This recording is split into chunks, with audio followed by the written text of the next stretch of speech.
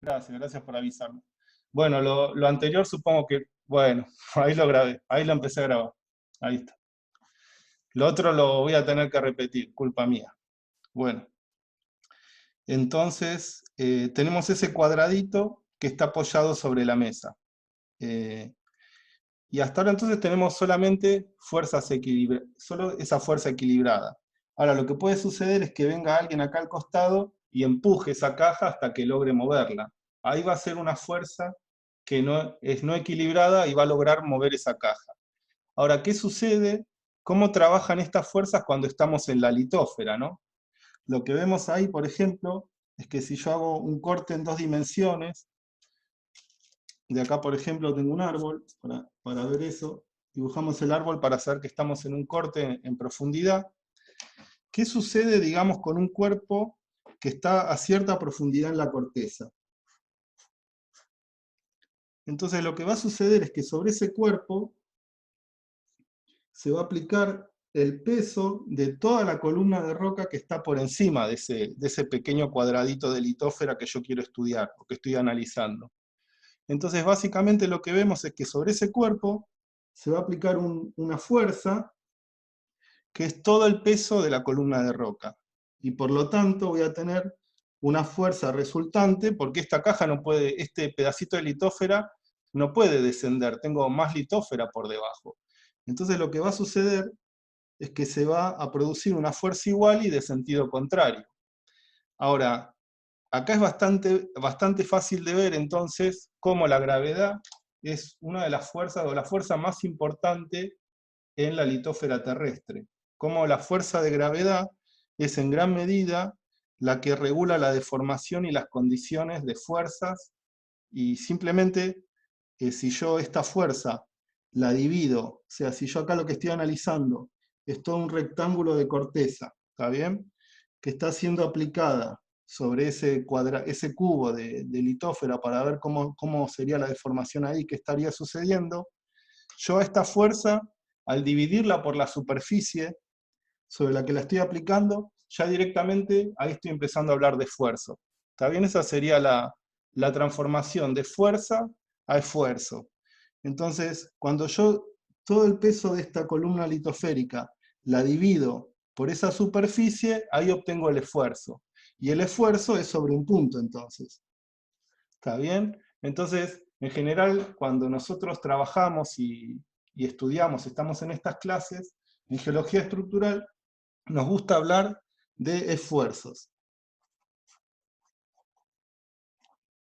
porque nosotros trabajamos sobre puntos. Entonces nosotros lo que hacemos es un análisis de cómo es la resultante de las fuerzas en ese punto. Ahora fíjense una cuestión, acá estamos hablando de la fuerza de gravedad, que está toda esta columna de roca que está apoyada sobre el cubito, que es algo muy similar a lo que pasa con esta caja. Lo que cambia acá es que puede haber fuerzas laterales también en la corteza, no solamente la gravedad. Vamos a ver que hay fuerzas que tienen que ver con la tectónica de placas, que hacen que la litósfera se mueva lateralmente, y al moverse lateralmente, por ejemplo, en una zona de subducción, cuando existe una zona de subducción que, por ejemplo, está convergiendo hacia este sector de la litósfera, lo que sucede es que obtenemos fuerzas laterales, fuerzas horizontales. Y esas fuerzas horizontales pasan lo mismo, están en equilibrio. Si esta fuerza, por ejemplo, viene desde la izquierda y empuja a este pedacito de litósfera que yo estoy analizando, este bloquecito en principio no se va a mover hacia la derecha. Después vamos a ver los sistemas de falla, etc. Pero cuando analizamos un punto, o esta cajita, lo que sucede es que en principio esta fuerza que viene aplicada desde la izquierda va a tener una reacción igual y de sentido inverso de la derecha. Y si yo de nuevo la divido por una superficie, voy a obtener el sistema de esfuerzos. Voy a pasar a hablar de fuerzas. Acá tengo esta fuerza también. Y directamente me manejo con esfuerzos. Entonces, si veo en ese punto cómo es cómo son los esfuerzos en ese punto, básicamente veo que voy a tener un esfuerzo vertical voy a tener un esfuerzo lateral, y en principio lo que yo estoy asumiendo acá es que el esfuerzo vertical es más grande que el horizontal. Es decir, que estoy a una profundidad determinada de tal manera que el peso de la columna de roca ejerce o genera un esfuerzo que es más importante que las fuerzas laterales. Entonces, en este caso vemos que tenemos en dos dimensiones, tenemos dos esfuerzos principales, uno vertical y uno horizontal. El esfuerzo más grande lo llamo sigma 1, lo tengo que dividir, acá tengo una pregunta, un segundito. Entonces tengo sigma 1, que es el más grande. Los esfuerzos, la notación de los esfuerzos es así, sigma 1 es mayor o igual a sigma 2, es mayor o igual a sigma 3. Acá, como lo veo solo en dos dimensiones, voy a usar sigma 1 y sigma 3. ¿Está bien? Y acá lo que me preguntan es si puedo repetir. El esfuerzo es cuando divido toda la fuerza que hace la columna de roca, lo tengo que dividir por esa superficie. Entonces, cuando divido todo el peso de la columna de roca por esa superficie, después vamos a ver el tema de las notaciones, y me queda una unidad de presión. Entonces, el esfuerzo es la presión ejercida sobre ese punto. Sí, existe una fuerza lateral, ¿eh? Es lo que estoy diciendo acá. Me preguntan por qué no tenemos una fuerza lateral. Lo que yo digo es que cuando estoy, por ejemplo, a 10 kilómetros de profundidad, si yo estoy a 10 kilómetros de profundidad, en cualquier sector, perdón, en cualquier ambiente geotectónico, ¿está bien? No importa en qué ambiente geotectónico yo me encuentre, si estoy a 10 kilómetros de profundidad, siempre voy a tener una fuerza vertical. Y esa fuerza vertical va a aumentar con la profundidad. Básicamente es algo que depende de la profundidad o de la altura de esa columna de roca.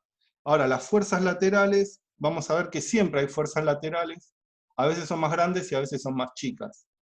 Y yo diría que cuando estamos en un ambiente tectónico compresivo, esas fuerzas tienden a ser más grandes porque se generan en sectores donde las placas convergen y entonces hay grandes fuerzas laterales.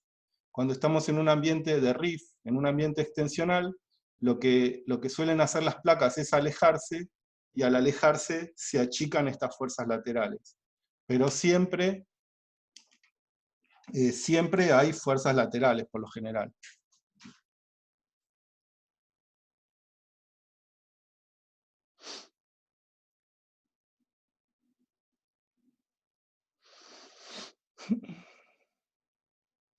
Claro, es acá, sí, pero estamos entrando en demasiado detalle en las preguntas que me hacen acá. Dice, si las fuerzas son iguales y opuestas, ¿no se compensan?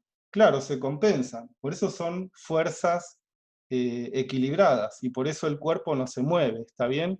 Lo que sí produce deformación. Entonces lo que vemos es que existe un esfuerzo vertical, existe un esfuerzo horizontal, y estos son los esfuerzos principales. O sea que hay, en realidad, si yo tomo cualquier otra dirección, también va a haber esfuerzos secundarios, pero ya les digo, todo eso es parte de una teórica completa, si no, no vamos a poder avanzar acá. Ahora sigamos con la presentación. Ahí estamos. Entonces, acá estamos. Pasemos a esto. Entonces decimos que a nosotros lo que nos gusta o lo que hacemos en geología estructural, esperen que perdí el chat, ahora lo voy a agarrar de nuevo.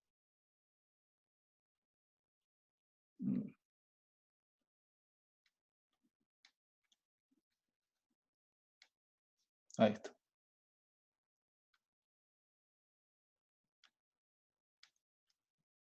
Ahí estoy yo y me gustaría ver el chat, disculpen. A ver.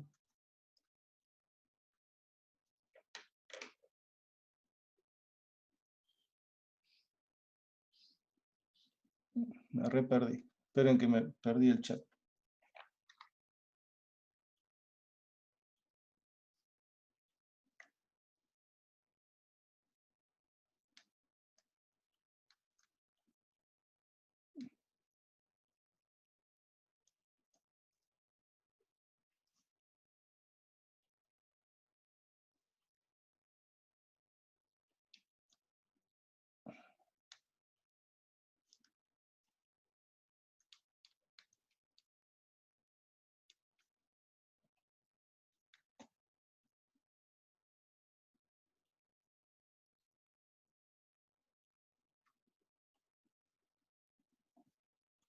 Ah, ya sé. Ahora le enganché.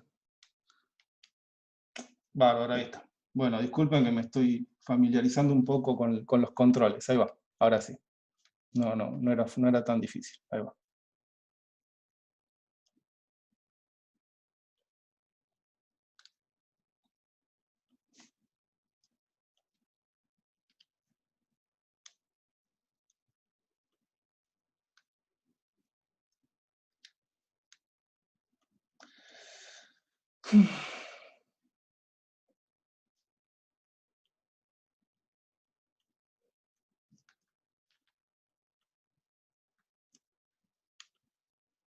Vamos ahí. Bueno, ahora sí. Pueden ver la presentación, entonces, están viendo la presentación en pantalla completa y el video, ¿no? La cámara, bárbaro. La cámara que me apunta a mí. Bueno, bárbaro. Entonces, básicamente lo que decimos es que a nosotros trabajamos con esfuerzos, ¿no? En general no, como las fuerzas es difícil calcularlas en geología estructural, lo que hacemos es trabajar con esfuerzos, que ya decimos de la fuerza por unidad de área.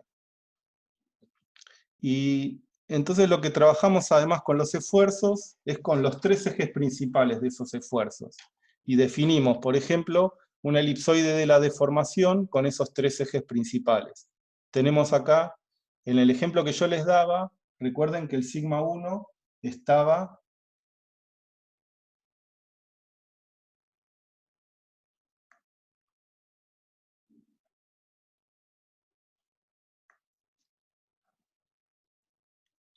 en el ejemplo que yo les daba, acá tenemos el elipse de deformación con sigma 1 horizontal, sigma 3 vertical y el sigma 2 también horizontal. El ejemplo que yo les daba, acuérdense que el sigma 1 estaba vertical, ¿no? Acá es otro caso donde el sigma 1 está horizontal. O sea que fíjense que más allá de que existen infinitos esfuerzos aplicados sobre un punto, nosotros en geología estructural trabajamos solo, o no es que trabajamos solo con tres, pero en definitiva, sobre todo además en esta clase introductoria, con estos tres ejes nos va a alcanzar para definir qué tipo de deformación qué tipo de régimen de deformación se está aplicando sobre la litósfera. Y ahí lo dividimos en extensional, compresivo o deformación de rumbo. Esas tres tipos de deformación lo podemos definir, podemos trabajar perfectamente hablando solo de estos tres ejes. Entonces decimos que el esfuerzo, leamos acá un poquito, dice, el esfuerzo constituye las reacciones a las múltiples fuerzas aplicadas sobre todo punto dentro de la corteza. Para determinar el estado o régimen de los esfuerzos en un punto, se definen esfuerzos principales como tres vectores ortogonales entre sí. Se puede describir íntegramente el régimen de esfuerzos con estos tres ejes principales perpendiculares entre sí, denominados esfuerzos principales menor, sigma 3, medio, sigma 2 y mayor, que es el sigma 1. En la corteza, en general, uno es vertical, perdón, eso no es en general, esto es una regla. En la corteza uno es vertical, es decir, que es normal a la superficie, y los otros dos ejes principales son horizontales. Y entonces lo que vemos es que hay una relación geométrica entre los sistemas de esfuerzos aplicados y la deformación resultante. ¿Y cómo funciona eso? Fíjense, cuando el esfuerzo principal, sigma 1, es vertical, y el esfuerzo sigma 3, el menor, es horizontal, lo que se produce son fallas normales de alto ángulo. Entonces vemos que el sigma 1 vertical y el sigma 3 horizontal es lo que está definiendo un campo de esfuerzos extensional y también una deformación horizontal, extensional. Lo que vemos acá dibujados es el sistema de esfuerzos con las flechitas. Y lo que está representando el bloque diagrama es la deformación. O sea, la falla normal es la respuesta a ese sistema de esfuerzos, es la falla normal. Cuando el esfuerzo principal es horizontal y el esfuerzo menor es vertical, acá tenemos como resultado a ese sistema de esfuerzos fallas inversas de bajo ángulo. Este es un sistema compresivo. La gran diferencia en la deformación compresiva y la extensional, es que en la deformación extensional las cosas se estiran en la horizontal. Y en la deformación compresiva, las cosas se acortan en la horizontal o se arrugan como si fuera un bandoneón, digamos. Después otro tipo de deformación, que es la deformación de rumbo, ahí no tiene cambios en la horizontal. Acá lo que vemos es que hay movimientos que son verticales y paralelos a la superficie de la Tierra. Pero ya entraremos en este otro concepto de deformación de rumbo, donde tanto el sigma mayor como el sigma menor son horizontales, y ahí se producen las fallas de rumbo verticales. Pero hagamos entonces, vamos a hacer hincapié en esta teórica, en lo que es la deformación extensional, donde las cosas se estiran, y la deformación compresiva, donde las cosas se achatan o se acortan. Bueno, y esto es lo que nosotros conocemos como un análisis dinámico. Es decir, cuando yo vaya a estudiar, cuando yo esté estudiando en el campo, lo que voy a estudiar, o lo que voy a poder reconocer, es ese análisis geométrico que hablábamos al principio. Yo voy a poder reconocer una falla, acá fíjense tengo dos indicadores, tengo dos markers que son estos estratos, entonces puedo reconocer que esta falla es normal. O sea que yo lo que voy a hacer es un análisis geométrico, y al reconocer la falla normal, ahí lo que puedo hacer es un análisis dinámico. Es decir, el análisis dinámico se refiere a los esfuerzos. Ahí estoy haciendo lo que se conoce como una inversión. A partir entonces de un dato geométrico que a mí me permite reconocer una falla normal, hago un análisis dinámico y digo, cuando se generó esta falla, el sigma 1 era vertical y el sigma 3 era horizontal. Y por una serie de relaciones geométricas más avanzadas que vamos a ver en profundidad más adelante, yo puedo incluso conocer cuál es la orientación del sigma 3. O sea, sé que el sigma 1 es vertical, pero voy a saber si el sigma 3 está orientado este-oeste o norte-sur, etc. Entonces, este es el análisis dinámico.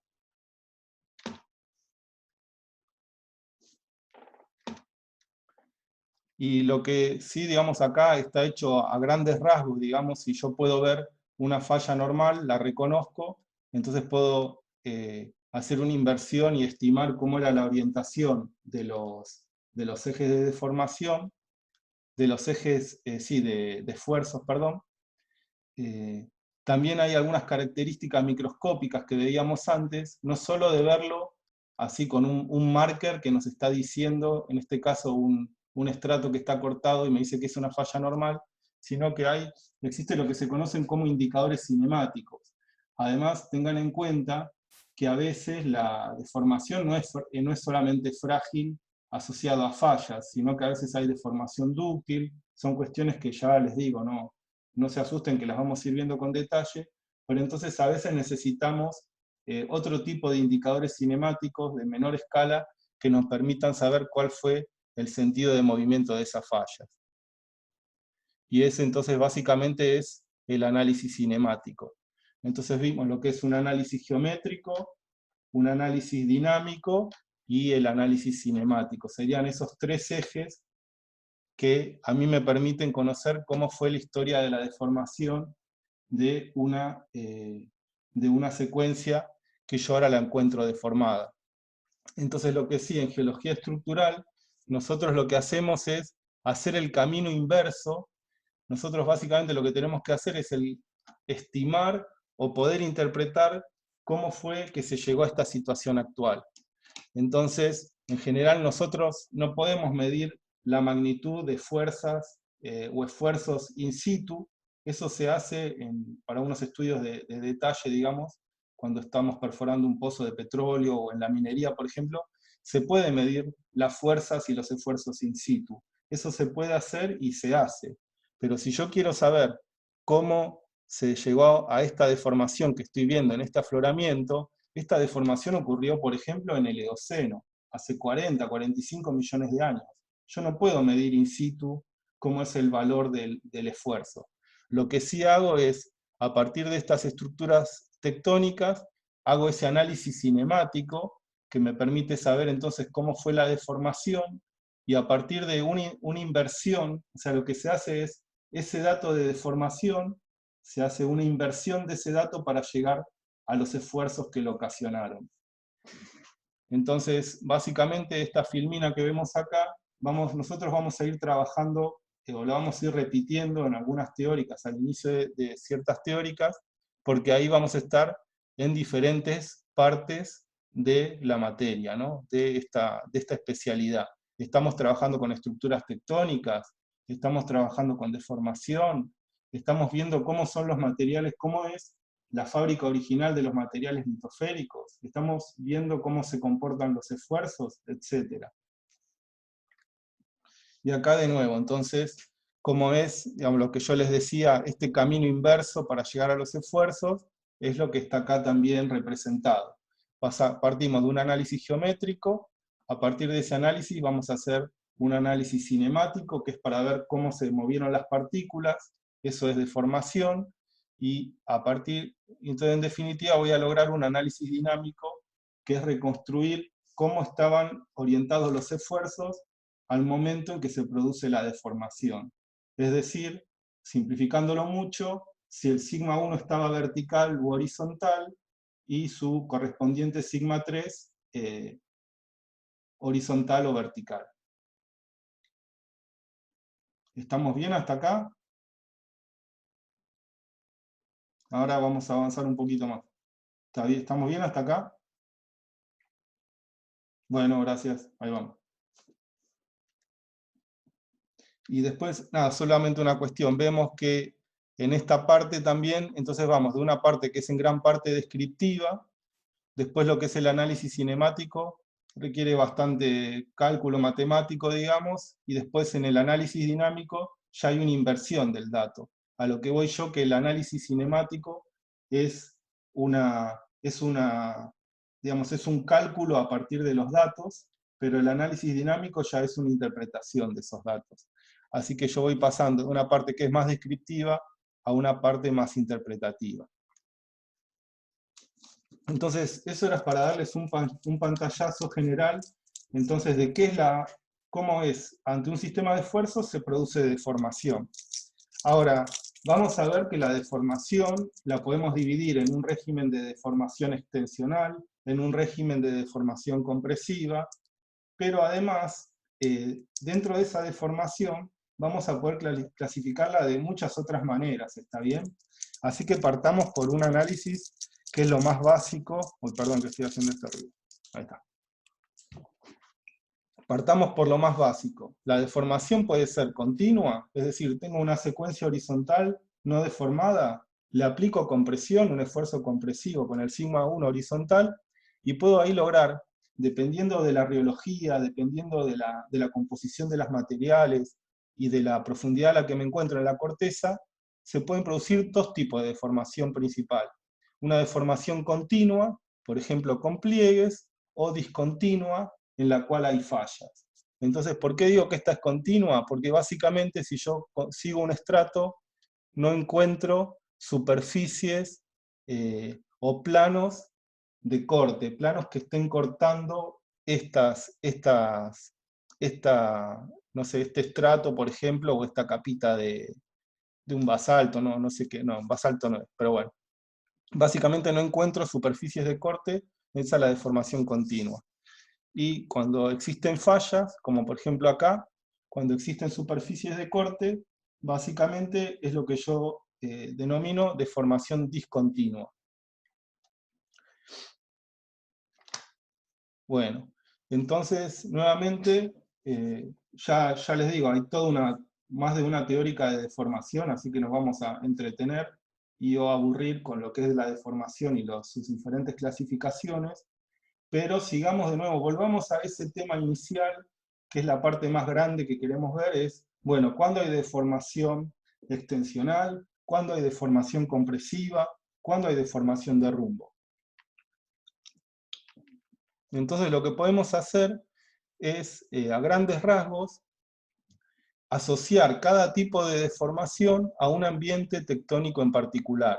Entonces decimos que cuando las placas litosféricas, por ejemplo en una zona de rift, divergen, se alejan entre sí, ahí vamos a tener una deformación extensional. Cuando las placas litosféricas convergen entre sí, por ejemplo en la cordillera de los Andes, ahí vamos a tener fuerzas más que nada compresivas. Ahora, ojo, las zonas de subducción vamos a ver que a lo largo de toda su historia, el 80% puede que sean compresivos los regímenes de esfuerzos y las fases de deformación. Pero vamos a ver que ante ciertas características de la corteza oceánica, de la losa que se está subductando, ciertas características que tienen que ver con su dirección de convergencia, en la zona de subducción no siempre encontramos compresión, sino que puede haber extensión o deformación de rumbo. Y después en los sectores de la corteza, por ejemplo acá, en la falla Magallanes-Fagnano, o en la falla de San Andrés, donde el movimiento entre las placas litosféricas es paralelas entre sí, ahí vamos a tener deformación de rumbo. Entonces, eso que les acabo de decir es lo que está resumido acá, ¿no? Dice, ambientes tectónicos y cómo se relacionan con un estado o régimen de esfuerzos y deformación. ¿Está bien? Tenemos las tres cosas. El régimen de esfuerzos que producen la deformación característica para cada ambiente tectónico. Entonces voy a leerlo acá. Dice, el movimiento relativo entre placas aplica un campo de esfuerzos lejano que condiciona en gran medida el estado de esfuerzos que afecta tanto el retroarco como el interior continental. Entonces, claro, acá lo que podemos definir es un sector cratónico. Dice, el régimen de esfuerzos está en equilibrio o nulo. Bueno, eso se me había pasado, volvamos para atrás. Entonces lo que sucede es que si nos alejamos de un ambiente tectónico activo, por ejemplo de convergencia, de extensión o de deformación de rumbo, por ejemplo estoy en el medio de Brasil o en la Patagonia, cerca de la costa atlántica, ahí es lo que nosotros conocemos como un sector cratónico. Entonces, al estar alejados de un límite de placas activo, lo que sucede en los sectores cratónicos es que ahí la deformación, perdón, que ahí el sistema de esfuerzos está mayormente regulado por las fuerzas gravitacionales, por el peso de la columna de roca. Pero en general en estos sectores cratónicos están muy poco afectados por las fuerzas laterales que se producen en los límites activos. Ahora vamos a ver un par de filminas más ejemplificando eso. Entonces, si nos alejamos de un sector cratónico, podemos estar en un sistema de subducción y ahí el régimen de esfuerzos va a ser compresivo. Recuerden, compresivo, el sigma 1 va a estar en la horizontal, el sigma 3 va a estar vertical. Y ahí dice, produce acortamiento, sistemas de fallas inversas y pliegues asociados a esas fallas inversas. Básicamente lo que definimos como fajas plegadas y corridas. Y acá abajo lo que dice más chiquito es que en realidad puede ser variable el sistema de fuerzas en los sistemas de subducción, pero ya lo vamos a ver. Quedémonos con este concepto que en general en los sistemas de subducción hay un régimen de esfuerzos compresivos. En los rift intracontinentales, entonces en un rift intracontinental lo que va a suceder es que el régimen de esfuerzos es extensional, produce estiramientos, sistemas de fallas normales. ¿Y qué es un sistema de rift intracontinental? Básicamente es cuando en el medio de un sector cratónico que acabamos de definir, se empieza a generar un alejamiento de los laterales de ese cratón, y entonces al empezar a alejarse los laterales de este sistema cratónico, cuando empiezan a diverger entre sí, se genera un sistema de rift, un sistema de fallas normales en medio del continente. Y de nuevo, acá me estoy adelantando un poco, vamos a ver filminas para poder ilustrar esto, ¿no? Porque hasta ahora yo les dije algo que era súper básico o súper simplificado, que es que los sistemas extensionales se generan en los límites de placa divergente. Pero lo que se ve en esta figurita es un límite de placa divergente en corteza oceánica. Un rift intracontinental es un sistema de placa divergente en corteza continental. Y eso es más que nada lo que nosotros estudiamos en geología estructural, lo que tiene que ver con cuencas petrolíferas o extensión asociada a minería, etcétera, son sistemas extensionales intracontinentales. Esa es la diferencia, ¿no?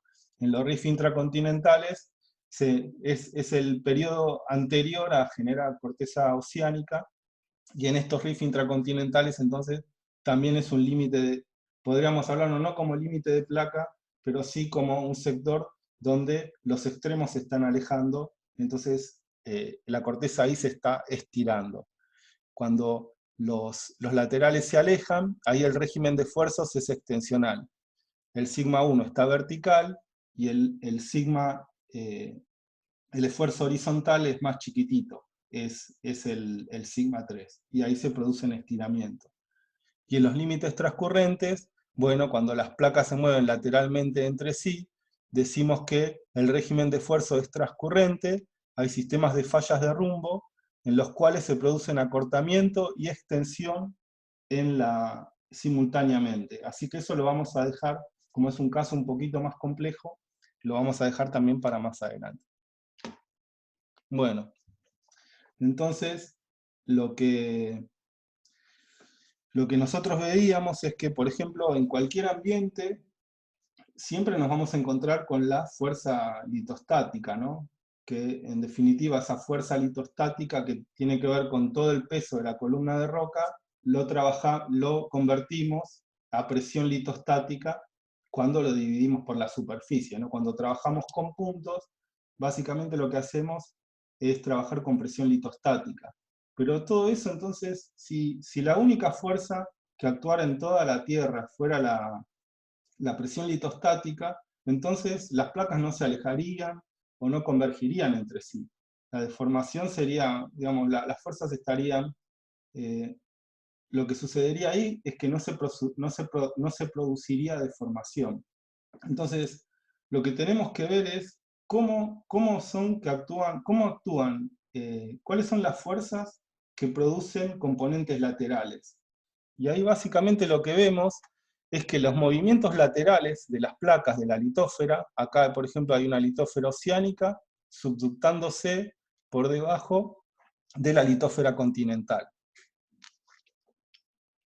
Y acá lo que indican estas flechas blancas es el movimiento relativo de esas dos placas. O sea, la litósfera continental se está moviendo hacia la derecha, la litósfera oceánica se está moviendo hacia la izquierda.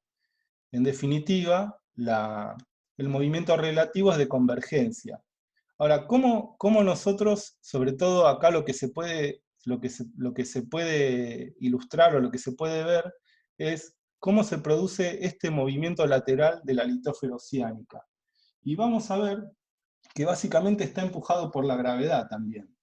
Y ahí lo que vemos es que hay dos fuerzas principales que actúan en la tectónica de placas, que es, por ejemplo, en este sector que es una dorsal centro-oceánica, donde se genera corteza oceánica, y por lo tanto se va desplazando lateralmente. Lo que vemos acá es que estos grandes edificios volcánicos producen un peso, y ese peso básicamente se va transmitiendo a partir de la flotación de la litósfera por encima de la astenósfera. Este peso lo que hace, esta fuerza gravitatoria que se llama ridge push, o empuje de la dorsal, es el que produce este movimiento lateral de la corteza oceánica que básicamente converge contra la continental. Esa sería una de las fuerzas principales. Y fíjense que es gravitatoria. Es gravitatoria, una fuerza gravitatoria que produce una componente lateral.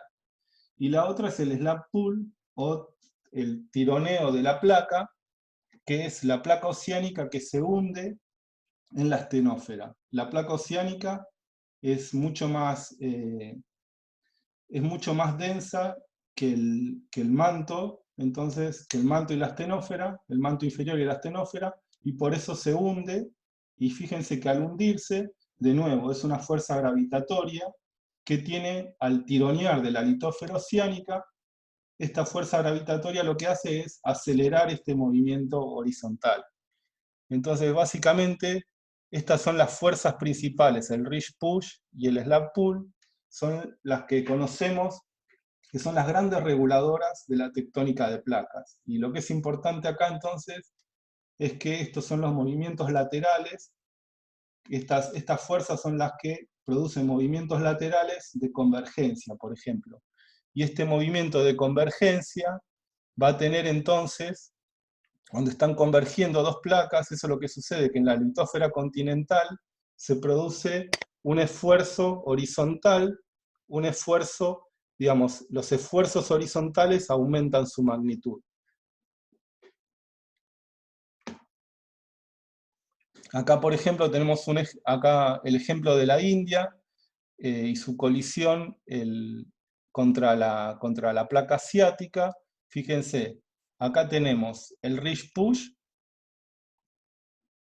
perdón, ¿cómo era? El ridge push, sí, el ridge push de esta central centroceánica. Tenemos el slab pull de la corteza oceánica de la India por debajo de Asia, y entonces, estas dos fuerzas, de este ridge push y este slab pull, lo que produjeron fue todo el movimiento de la India contra la placa asiática. Y básicamente lo que produjo entonces en este sector, estas dos fuerzas gravitatorias, el ridge push y el slab pull, lo que producen es un gran ambiente compresivo, es decir, la convergencia de estas fallas, de estas dos placas, la India y la asiática, y entonces una gran componente en el esfuerzo horizontal. Entonces, cuando tenemos una gran componente de esfuerzo horizontal, el sigma 1 es horizontal, el sigma 3 es vertical, y ahí tenemos la deformación compresiva. Fíjense, está acá. Entonces, esas son fuerzas con componente lateral que establecen un sistema de fuerzas compresivo y producen acortamiento de la corteza.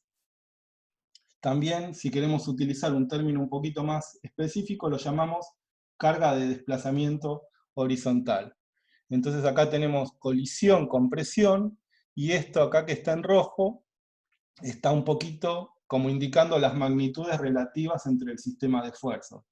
El esfuerzo vertical, que es más chiquito, y el horizontal, que es más grande.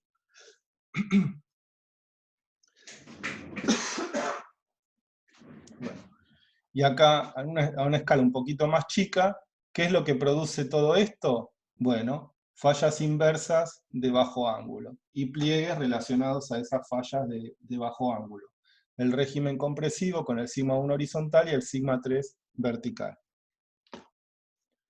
Y lo que sí, otra cuestión que es importante ver, es que cuando nosotros estamos en un sector de la corteza, debido al ciclo de Wilson, ese sector en la corteza va a ir pasando por diferentes ambientes tectónicos. Y por lo tanto, para un mismo sector de la corteza, nosotros podemos ir aplicando, o se van a ir aplicando en ese sector de la corteza, diferentes regímenes de deformación, diferentes regímenes de esfuerzo y deformación. Entonces, a ver acá el ejemplito. Fíjense, si estamos en un cratón continental, en un estadio A del ciclo de Wilson, vamos a estar acá parados. Y ahí lo que decíamos es que el sistema de esfuerzos está regulado por el peso de la columna, por la presión litostática, así que no va a haber deformación. No se van a producir ni fallas, ni pliegues, ni estiramiento, ni acortamiento de la corteza. Ahora, cuando existen, digamos, cuando nosotros pasamos de este sistema cratónico, que está lo más feliz y contento, y empiezan a actuar fuerzas que producen el alejamiento de los laterales de ese cratón, lo que vemos es que va a ir disminuyendo el esfuerzo horizontal hasta que se hace muy chiquitito y ahí se empiezan a producir un sistema de falla normal. Y acá está lo que nosotros conocemos entonces, que yo había definido antes como un rift intracontinental. Entonces estamos en este cuadradito, ahora estamos acá. Acá estamos en un sistema cratónico, ahora ese sector de la litósfera pasó de ese estadio cratónico a un estadio extensional. Lo que va a suceder es que los sistemas de rift intracontinentales, si el movimiento y la extensión continúan en el tiempo, básicamente en el eje de ese rift se va a generar corteza oceánica. Y entonces el cuadradito este en el que estábamos parados pasó de cratón a sistema extensional con fallas normales, a un margen pasivo, a lo que se conoce como un margen pasivo, de nuevo, sin deformación, pero con gran carga sedimentaria. Y lo que puede ser, mientras este rift oceánico que está más hacia el sector atlántico, digamos, más hacia el sector oceánico de nuestra zona de estudio, cuando esta corteza oceánica, se, por un cambio a nivel global de la tectónica de placas, pase de ser un rift oceánico a una zona de subducción, lo que va a suceder es que, en definitiva, esta zona de subducción se va a ir acercando al cuadradito que estamos estudiando hasta producir una colisión. Y ahí vamos a tener deformación compresiva. Entonces, en este ejemplo bastante sencillo vemos cómo para un mismo sector, yo en definitiva lo que voy a terminar estudiando es esto. O sea que a partir del estudio de esta zona yo tengo que ir reconstruyendo estos diferentes estadios de los esfuerzos, estos diferentes estadios de la deformación. Esto es lo mismo. Entonces, lo que sí ahora, concentrémonos un poquito a ver qué sucede en las zonas de subducción compresivas, por ejemplo, en el sector de retroarco, es decir, cuando estoy en el arco y apunto hacia el sector cratónico, me alejo de la zona de subducción, este es el retroarco. Vamos a ver entonces, ahora en esta introducción, enfoquémonos en esos dos grandes ambientes. El ambiente compresivo en una zona de subducción en el retroarco y cómo es la deformación en las zonas de rift. Después, si tenemos tiempo para el día de hoy, y si no quedará para la próxima clase, vamos a ver qué sucede en los márgenes pasivos, que ahí tenemos otro tipo de deformación, y qué sucede en los sistemas de rumbo. Pero básicamente, ahora para esta parte introductoria, pasemos a eso. ¿Cómo es la deformación compresiva en los sistemas de subducción y cómo es la deformación extensional en los rifts intracontinentales? Entonces, decíamos que cuando estamos en esta situación, donde las placas litosféricas están convergiendo entre sí, ahí el sigma 1, el esfuerzo horizontal es más grande que el vertical, y entonces lo que produce eso es un acortamiento. O sea que si nosotros vamos a tener una geometría inicial, un largo inicial para esa litósfera, también para esa corteza, acá dice, bueno, el L0 o largo inicial es 145 kilómetros. La situación actual, después de pasar por un régimen compresivo, es que esa corteza se va a acortar, su largo va a disminuir. Entonces, el largo final que yo voy a medir actualmente de toda esta corteza va a ser de 116 kilómetros, va a ser más corto que su situación original. Entonces, gran parte de la geología estructural también tiene que ver con métodos que a mí me permiten, métodos geométricos y métodos cinemáticos, que a mí me permiten, a partir de esta geometría final, que es la que yo puedo medir y la que yo puedo dibujar, es reconstruir cómo fue la geometría original. Y básicamente ahí lo que logro es saber cuánto hubo de acortamiento. En este caso, unos 30 kilómetros. Decimos entonces que esta cuenca o este sector de la corteza tenía inicialmente 145 kilómetros de ancho y ahora tiene 116. Y entonces la diferencia es un acortamiento. Y eso tiene que ver entonces con un sistema de esfuerzos compresivo donde el esfuerzo principal, el esfuerzo más grande, está horizontal, y entonces ese esfuerzo horizontal vence a la fuerza de gravedad y produce un acortamiento de la litósfera. Ahí, cuando entonces estos regímenes compresivos se pueden dividir en dos grandes grupos para las zonas de subducción, y esos son, los estadios iniciales que veíamos del ciclo de Wilson, pero ahora estamos en la parte compresiva. Y ahí tenemos como dos zonas de subducción, dos zonas de subducción principales, que son la zona de subducción de tipo andino, y en esa tenemos corteza oceánica subductándose por debajo de corteza continental. Y ahí lo que se produce es una faja plegada y corrida, o ese sector donde encontramos fallas inversas y pliegues en el retroarco, ¿no? Entonces, en general, hay una sola faja pleada y corrida que está en el retroarco. Si nosotros nos paramos en el arco magmático y miramos hacia el cratón, este es el retroarco y ahí se va a producir esa faja pleada y corrida. Ojo, también hay otros ambientes tectónicos como el prisma de acreción, cuencas de antearco, etc. Yo ahora lo que sí estoy como simplificando o enfocando hacia los sectores que nosotros producimos mayor cantidad de estudios. Estas fajas plegadas y corridas tienen asociados depósitos de petróleo, minerales y todo un conjunto de fases de deformación que también lo hacen interesante entonces para los estudios en el petróleo, en la minería o los estudios académicos. Y entonces, otro ambiente compresivo es el ambiente de subducción de tipo alpino. Fíjense, el caso de acá arriba, lo que va a suceder es que cuando se termina de subductar la corteza oceánica, finalmente van a terminar colisionando dos placas continentales como vemos acá abajo. Y eso básicamente es la subducción de tipo alpino, porque es lo que sucede en los Alpes, o de tipo Himalaya, ¿no? En el ejemplo que veíamos antes, esta sería la India, y esto de aquí sería Asia o China, ¿no? Entonces ahí lo que encontramos son dos fajas plegadas y corridas. Encontramos una faja plegada y corrida en el antiguo retroarco, y una nueva faja plegada y corrida en la placa continental que se está subductando por debajo de la otra. Esta sería el lower plate o placa inferior, y este es el upper plate. Entonces no solo encontramos una faja plegada y corrida en el upper plate, sino que se desarrolla otra faja plegada y corrida en el lower plate.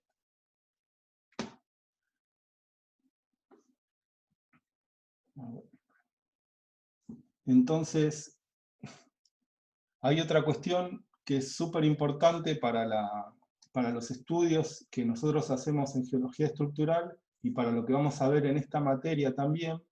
Y digamos, a mí lo que me gustaría introducir ahora es que nosotros cuando trabajamos con lo que es la parte estructural, hay una cuestión que tiene que ver con la interrelación entre las estructuras y la sedimentación, que es muy importante. A lo que voy yo es que nosotros decíamos antes, tenemos materiales litosféricos en su fábrica original y los deformamos. Ahora, ahí lo que estamos nosotros asumiendo es que las rocas se generan y después se deforman. Ahora, lo que nosotros sabemos es que eso no siempre es así.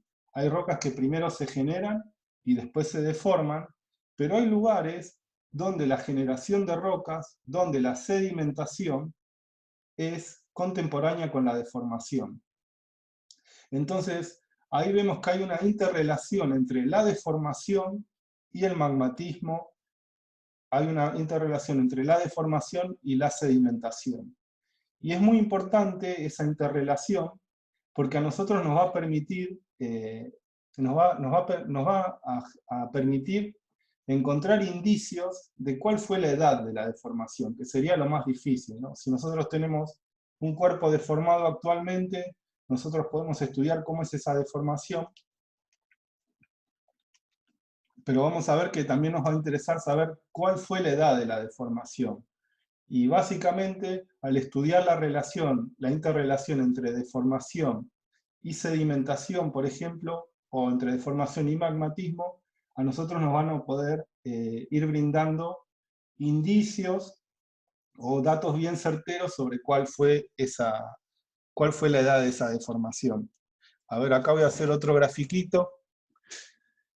A ver, repasemos un poquito. Vamos a repasar primero lo que se ve en esta imagen y después voy a hacer hago otro dibujo, ¿les parece? Entonces acá lo que tenemos es la deformación en el retroarco del sistema de subducción compresivos. Tenemos entonces la deformación de rocas metamórficas o sedimentarias. Esto básicamente es lo que nosotros conocemos como orógeno o sector cordillerano. Es el que va a estar elevado, el que va a estar expuesto a la erosión, ¿no? Entonces Lo único que en general hay como un sector interno, todo esto obviamente lo iremos viendo en mayor detalle, pero se puede adelantar, ¿no? Que va a haber un sector interno. Acá lo que estamos estudiando acá, paso para atrás, fíjense, lo que está ejemplificado en la próxima filmina es este retroarco. Entonces tenemos el arco, la parte magmática y sedimentaria. Vamos a hacer zoom en este sector de acá, el retroarco, y fíjense acá lo que dice, cuenca de antepaís. Nosotros nos interesa ahora enfocarnos en este conjunto de faja pleada y corrida y cuenca de antepaís.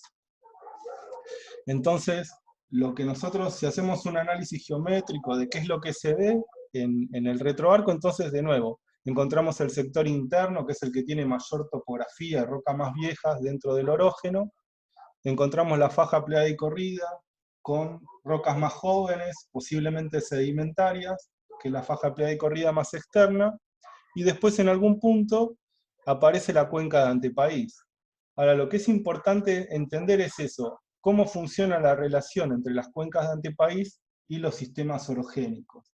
O sea que, básicamente, la cuenca de antepaís depende del sistema orogénico. ¿Y cómo es eso?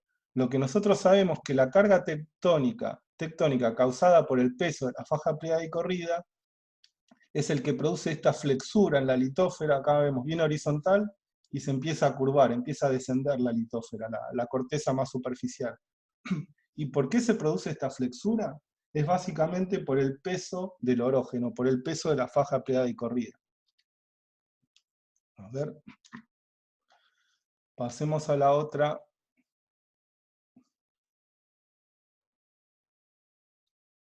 Ahí está, ahí están viendo ¿están viendo el dibujo? Bueno, ahí se ve bien, ¿está bien ahí? Bueno, entonces, ¿qué sucede? Fíjense, si esta es la litósfera, entonces vamos a dibujar la litósfera y hago así, digo, bueno, este es un sector cratónico, porque, como habíamos dicho, los sectores cratónicos están alejados de zonas de subducción o zonas de rift intracontinental, entonces no pasa mucho por acá. Básicamente vamos a ver que el sistema de esfuerzos va a estar condicionado más que nada por la profundidad a la que yo me encuentre. Si estoy en una profundidad somera, por ejemplo, voy a tener muy poco peso muy poca columna de roca por encima de ese punto, y el sigma vertical va a ser muy chiquitito, y cuando estoy a profundidades mayores, el peso de la roca básicamente lo que hace es que vaya aumentando este sigma vertical. Y lateralmente las fuerzas van a ser muy chiquititas, ¿está bien? No hay grandes, no existe una zona de subducción que haga que esto sea grande o que se haga demasiado chiquitito. Digamos que las fuerzas laterales van a ser intermedias y no va a haber deformación. Después eso es todo otro tema, ¿no? Saber cuándo la diferencia entre el sigma 1 y el sigma 3 produce la deformación. Pero bueno, ahora manejémonos con este concepto bien sencillo. Entonces, acá estoy en un sector cratónico. Lo que decíamos es que en algún punto, si se genera una zona de subducción, va a ser, la zona de subducción va a generar una gran fuerza lateral, un gran empuje lateral, que va a hacer que el sigma horizontal empiece a crecer. Entonces este sigma, que era chiquitito, va a empezar a crecer hasta que empieza a deformar el sector cratónico. Y ahí, bueno, la zona de subducción no solo genera esto, ¿no? Sino que también va a generar una zona de trinchera, se genera un arco, y básicamente lo que me voy a encontrar acá, lo que era mi antiguo sector cratónico, ahora va a pasar a ser una faja pleada y corrida o un orógeno. Entonces, el aumento de este esfuerzo horizontal, al aumentar la magnitud del esfuerzo horizontal y convertirse en sigma 1, que es el más grande, básicamente lo que produce es lo que decíamos, un régimen compresivo, un régimen de acortamiento con fallas inversas. Entonces, acá está la litósfera, fíjense lo que es el techo de en la superficie de la corteza yo lo dibujé rectilíneo. Esto lo que va a hacer es, empieza a producir un orógeno que se va a elevar por encima de este nivel base. Entonces, si este es un nivel base, el orógeno se empieza a elevar por encima de ese nivel base. Entonces, acá lo que podemos dibujar, yo lo que puedo dibujar, por ejemplo, en rojo, dibujo el sector orogénico. El sector orogénico es el que está afectado por fallas, ya sea que las fallas están por debajo del nivel base, son las fallas, en este caso, fallas profundas, o que estén expuestos por encima y que estén abiertos a la erosión. Entonces, mi sector cratónico va a ser todo esto que yo estoy rayando en rojo. Ahora, lo que estoy rayando en rojo es el sector orogénico, no sé qué dije recién, pero es orogénico. Y acá entonces a la derecha, esto sigue siendo cratónico. Acá todavía estoy bastante lejos de la zona de subducción y todavía los sistemas de esfuerzos no están influenciados por este empuje horizontal. Entonces acá no va a haber deformación. Entonces está bueno, está perfecto, me pueden decir. Acá tenemos la historieta completa. Tenemos el sector orogénico con deformación compresiva y el sector cratónico sin deformación.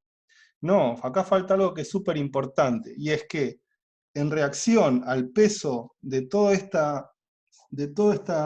sector orogénico que está por encima del nivel base, todo esto genera un peso en el sector cratónico, que es lo que hace que la placa se flexure. Entonces, en realidad, lo que sucede es que el sector cratónico sufre una flexura. Esta superficie que estaba acá originalmente va a ir descendiendo hasta la posición que yo dibujé en marrón.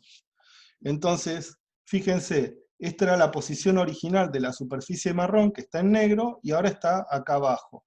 Ahora podemos notar una cuestión, que es que a medida que yo me acerco al sector cratónico, estos vectores son más grandes. ¿Por qué? Porque estamos más cerca del sector orogénico y es donde tiene mayor influencia.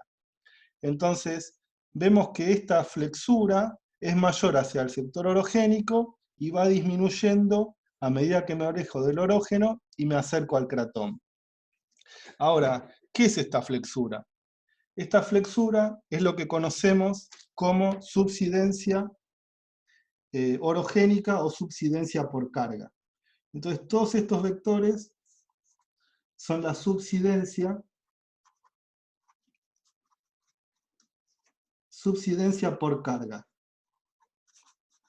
Entonces tenemos el orógeno, la subsidencia por carga, y entonces el descenso de la corteza por debajo de un nivel base, que puede ser un nivel base de la sedimentación, por ejemplo. Acá lo voy a hacer un poquito más arriba, ¿está bien? Entonces, lo que sucede es que la corteza, al bajar por debajo de ese nivel base, va a generar un espacio. Ese espacio es subsidencia sedimentaria, ese espacio de acomodación es una cuenca, básicamente. Entonces vemos cómo la deformación empuja la generación de una cuenca, y estas cuencas, a la de dibujar en verde, lo que va a suceder con este espacio es que no queda vacío, ¿no? Queda muy feo vacío. Se va a rellenar en mayor o menor medida por sedimentos. Y entonces, esto que tengo acá en verde, ¿cómo lo llamo? Esto es lo que se conoce como cuenca de antepaís. Cuenca de antepaís. Y entonces, básicamente, esa es la relación entre un orógeno y la cuenca de antepaís asociada. Ahora, yo a todo esto, a lo que quería llegar, que les había dicho hace un ratito, es que yo quiero llegar a esa situación donde existe, en principio, fíjense una cuestión antes. Entonces yo acá puedo definir un sector en rojo, que es donde hay deformación, en principio, ¿no? Y un sector verde, donde hay sedimentación. Ahí tengo muy bien compartimentalizado lo que es deformación por un lado, sedimentación por el otro. Bueno, en realidad no ocurre así. Lo que sucede es que si yo acá puedo dibujar todo, si yo acá dibujo hasta dónde llega el orógeno, lo que hago es lo tomo desde el sector interno hasta la última falla activa. Y todo eso va a ser el orógeno. Ahora, si yo quiero ver cuál es la extensión de la cuenca de antepaís, yo me voy a fijar todo esto que está en verde. Así que la cuenca de antepaís va a llegar desde el sector cratónico hasta acá en realidad. Entonces lo que vemos es que hay un sector donde la deformación en rojo y la sedimentación que están en verde están superpuestas. ¿Y por qué ocurre eso? Lo que sucede es que acá abajo hay una serie de fallas ciegas que no llegan a superficie, pero esas son fallas que van actuando durante la sedimentación. Y eso es súper importante, porque las geometrías que se generan ahí para las diferentes unidades sedimentarias nos van a permitir caracterizar ese momento en el cual se encontraban aquí, ¿no? Se encontraban en el sector que se conoce, digamos, como depocentro de Wedge Top. Es un depocentro, un subdepocentro dentro de la cuenca de Antepaís. Y el mensaje que yo les quiero dejar con esto, a ver, pasemos a compartir la pantalla.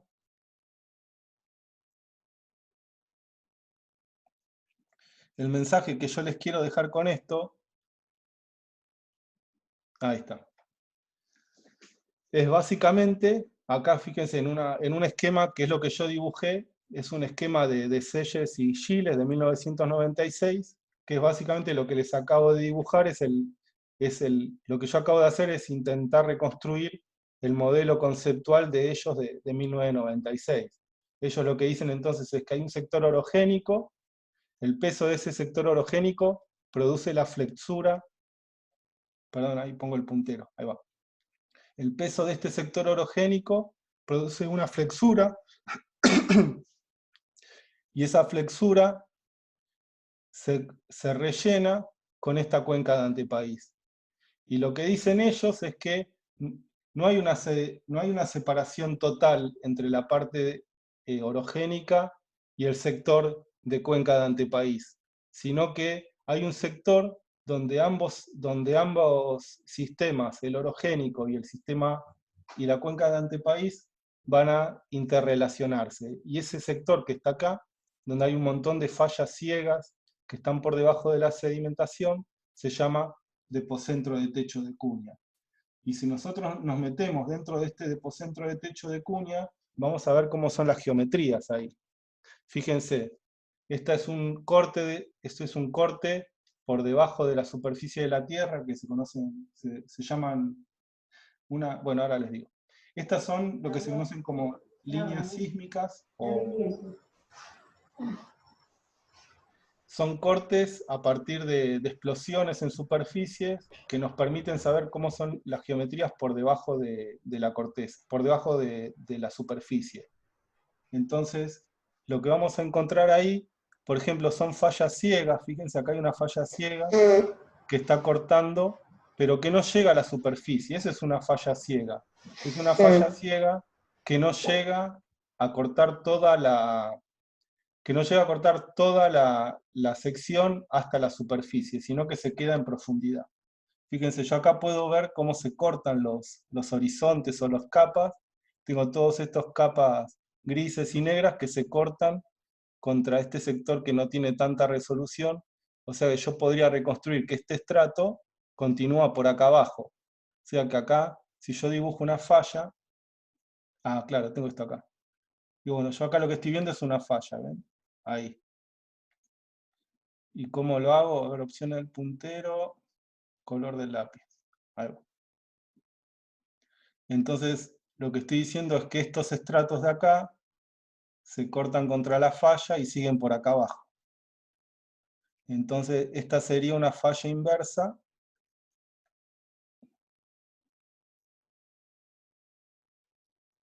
Y lo que vemos es que esta falla inversa no llega hasta la superficie, sino que muere o llega hasta esa profundidad.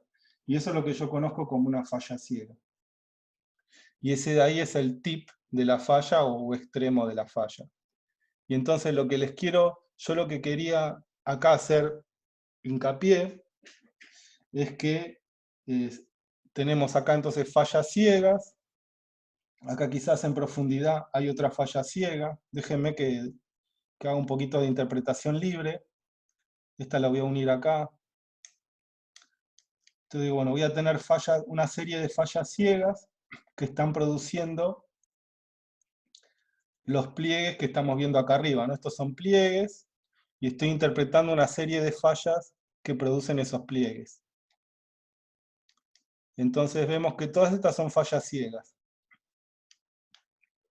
Así que si mi orógeno, que está en espejo, y acá me preguntan, ¿cómo sabes por la sísmica que la falla es inversa o normal? Bueno, acá lo que estoy viendo en este caso es que la falla inversa lo que hace es producir, tengo una falla. De la falla puedo definir bloque alto y el bloque bajo. Cuando el bloque alto se mueve, cuando este bloque alto se mueve pendiente arriba de la falla, eso es lo que uno define como falla inversa. Entonces vemos que en las fallas inversas los horizontes se superponen y la corteza se acorta, se achica. Entonces yo acá puedo saber que es inversa porque estoy midiendo, digamos, estoy observando la geometría de los horizontes que son afectados por esa falla. Y después, ¿cómo sé que estas son inversas? Ustedes también, en un par de clases también lo van a saber, y es básicamente porque estos pliegues que vemos acá arriba son pliegues que están relacionados a fallas inversas. Serían esas dos cuestiones. Acá una cuestión geométrica, y estas que dibujo acá es un modelado que tiene que ver con cuestiones básicas que vamos a ir aprendiendo, ¿está bien? ¿Ahí se entendió, Juan? Bueno, entonces lo que sí, fíjense que todas estas fallas son fallas ciegas, y lo que vemos por acá arriba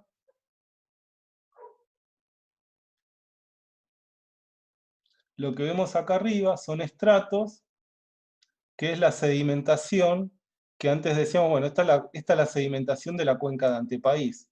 O sea, lo que tenemos acá abajo y hacia la derecha es la parte orogénica, con una serie de fallas ciegas que se desarrollan por debajo de la cuenca de Antepaís. Esta es la cuenca de Antepaís, llegaría hasta ahí. Y si hablamos del sector orogénico, es todo esto. O sea, están en espejo con respecto a los ejemplos que veíamos antes. Esta es la última falla ciega, hasta ahí llega el orógeno. Y todo esto que es sedimentación, hasta acá la sedimentación llega hasta ahí, esto es la cuenca de Antepaís. Y acá me preguntan, ¿las fallas ciegas afectan a los sedimentos depositados? Puede o no. O sea, lo que vemos acá es que no llegan a cortar hasta a la... En definitiva, lo que definimos acá son una serie de sedimentos que son anteriores a esta cuenca de Antepaís. Las fallas ciegas, en este caso, no llegaron a cortar a los sedimentos de la cuenca de Antepaís actual. Ahora, hay una cuestión importante, es que todos estos sistemas van migrando. Yo ahora esto lo explico como una cuestión estática, pero todo esto se va moviendo. O sea que a medida que siga avanzando el acortamiento, a medida que que la corteza siga acortándose a partir de esfuerzos compresivos, lo que va a suceder es que este depocentro de techo de cuña, este depocentro de la cuenca de Antepaís, cuando avance la deformación, bueno, las fallas van a cortar en superficie, todo esto va a quedar por encima del nivel base de la sedimentación y va a ser incorporado al sector orogénico.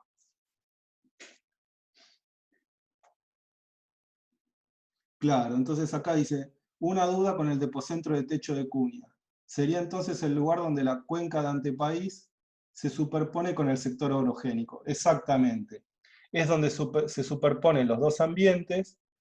Y fíjense una cuestión, cuando ustedes en ambientes en SEDI le dicen, bueno, ¿cómo se depositan los estratos? Se depositan paralelos entre sí, horizontales y paralelos entre sí.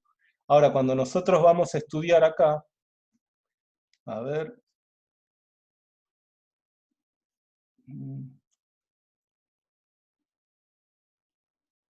ahí está, fíjense, si nosotros hacemos zoom acá y decimos que esto en verde es la cuenca de antepaís, fíjense, ¿los estratos son paralelos? ¿Son subhorizontales? ¿Qué les parece? ¿Mm? No son paralelos. Acá sí. Si yo mido este pedacito de acá, son todos horizontales, paralelos entre sí, no hay problema. Pero a medida que me alejo, me acerco a esta falla ciega y este pliegue relacionado a esa falla ciega, vemos que dejan de ser horizontales las capas y empiezan a tener cierta inclinación. Y que incluso las capas no son paralelas entre sí. Esta de acá arriba es horizontal, pero no es paralela a esta que tiene cierta inclinación. Y tampoco a su vez es paralela a esta de acá abajo que está más inclinada todavía. Entonces, ya vamos a ver en una teórica cómo es que se producen este tipo de geometrías, que es básicamente lo que sí me gustaría definir ahora como estrato de crecimiento. Es decir, sectores donde los sedimentos no son subhorizontales y paralelos entre sí, sino que tienen acuñamientos, tienen cierta divergencia con respecto a la horizontal. Y entonces, esos estratos de crecimiento son los que me permiten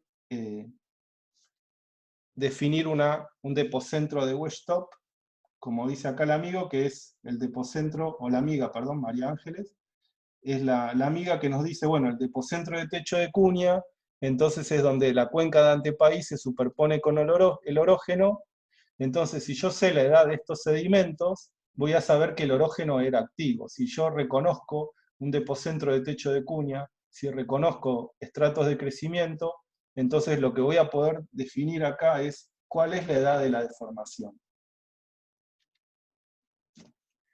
No sé, hasta ahí estamos bien. Entonces, para resumir un poco, lo que tiene que ver con los ambientes compresivos, decimos entonces,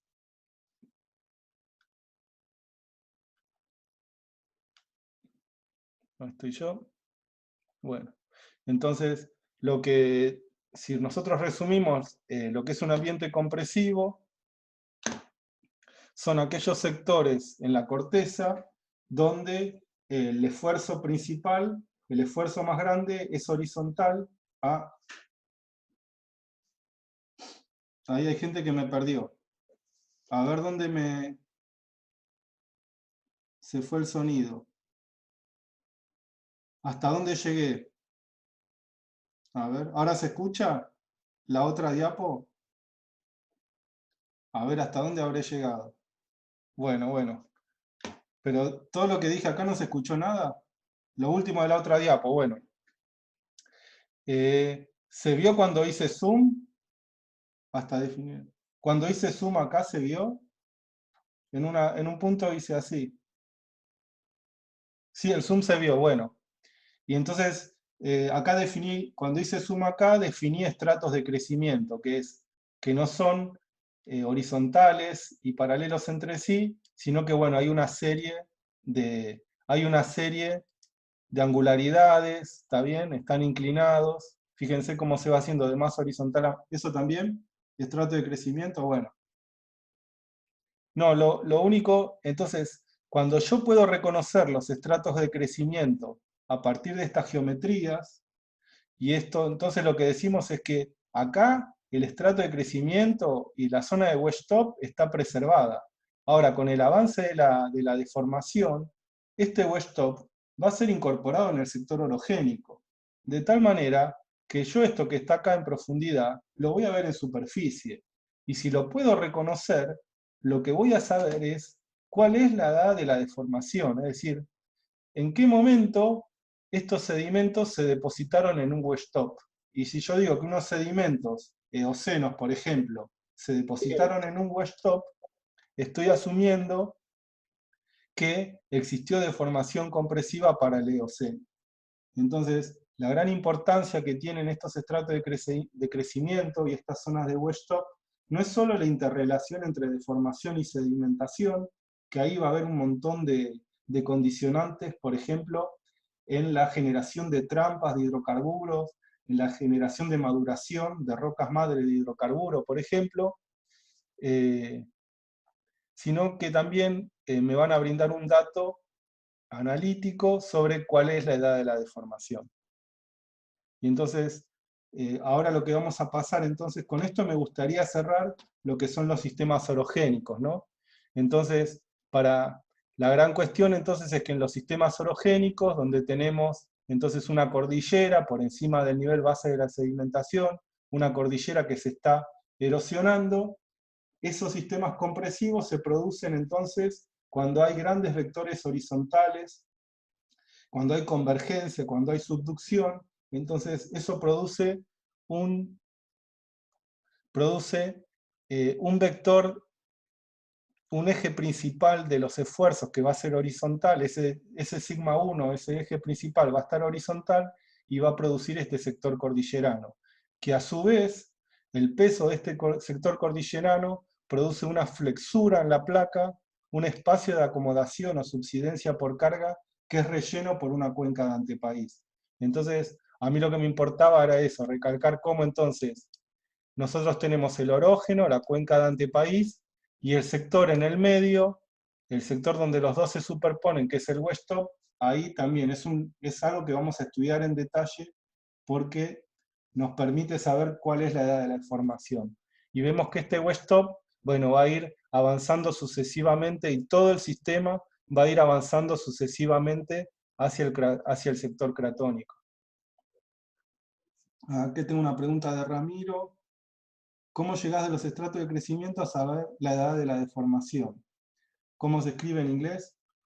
Estrato de crecimiento es growth strata. Lo escribo acá.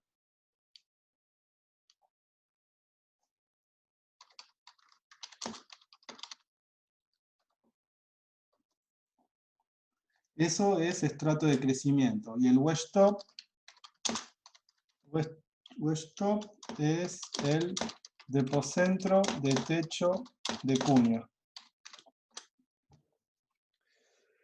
Entonces, acá la pregunta esta dice, bueno, ¿cómo sé cuál es la edad de la deformación a partir de los estratos de crecimiento? Bueno, entonces acá, cuando estamos con los estratos de crecimiento, fíjense, si nosotros estudiamos la sección de acá abajo, vamos a ponerle una edad, ¿les parece? Entonces decimos, esto de acá es paleógeno, paleoceno. Esto de acá es eoceno y esta otra sección de acá es oligocena, ¿está bien? Y es todo secuencia sedimentaria. ¿Se ve el puntito rojo este o lo tengo que pasar al láser? ¿Se ve el puntito rojo? ¿Se ve? Sí, bueno. Entonces, yo acá me inventé la edad de estas tres secuencias que es bastante fácil de reconocer, ¿no? Se ven tres secuencias que son muy diferentes entre sí. Así cuando son medio transparentes, por lo general son secuencias evaporíticas. Y cuando tenemos alternancia de reflectores más fuertes, que son negros, blancos, más oscuros, acá es algo heterolítico, una alternancia de areniscas y pelitas, por ejemplo. Entonces vamos a hacer una cuestión.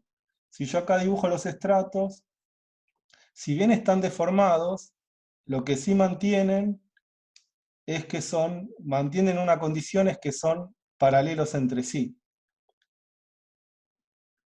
Entonces digo, bueno, esto no es un wedge top, porque si bien están deformados, si yo los retrodeformara con una metodología que vamos a aprender, si yo los retrodeformo, bueno, cuando se depositaron su estadio original eran horizontales y paralelos entre sí.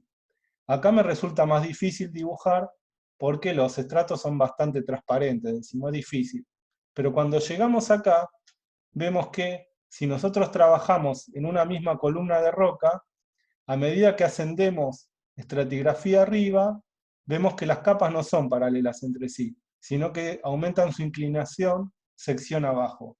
Y una vez que esto esté deformado de superficie, esta característica se va a mantener. Entonces, yo estos estratos de crecimiento los voy a poder reconocer, por más que esto esté en superficie y deformado. Y de nuevo, es algo que nosotros vamos a aprender a hacer en esta materia, reconocer los estratos de crecimiento. Ahora, fíjense, yo lo que digo es que cuando reconozco estrato de crecimiento, es porque esos estratos se depositaron en un wedge top.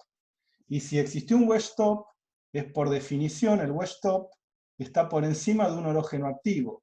Entonces, de nuevo, si estos son estratos oligocenos y yo digo que estos estratos oligocenos se depositaron en un wedge top, lo que estoy diciendo es que en el oligoceno había deformación compresiva.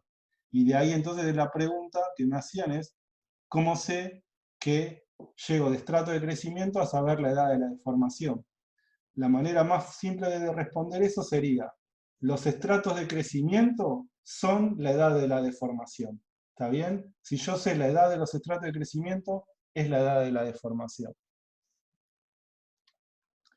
Entonces ahora la idea es pasar de los ambientes compresivos.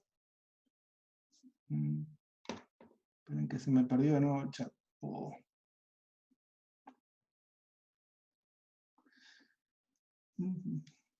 Perdón, disculpen un segundo, de nuevo perdí el chat.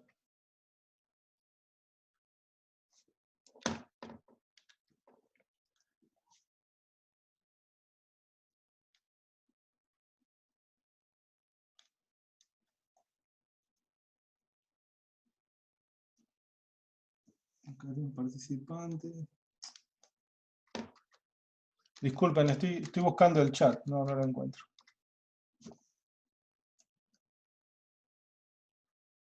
Lo habré cerrado, ¿no?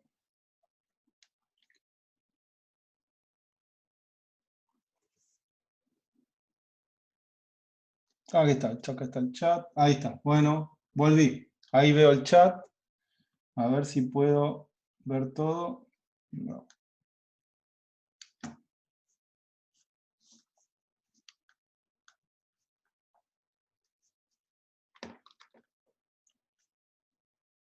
Ah, ¿por qué?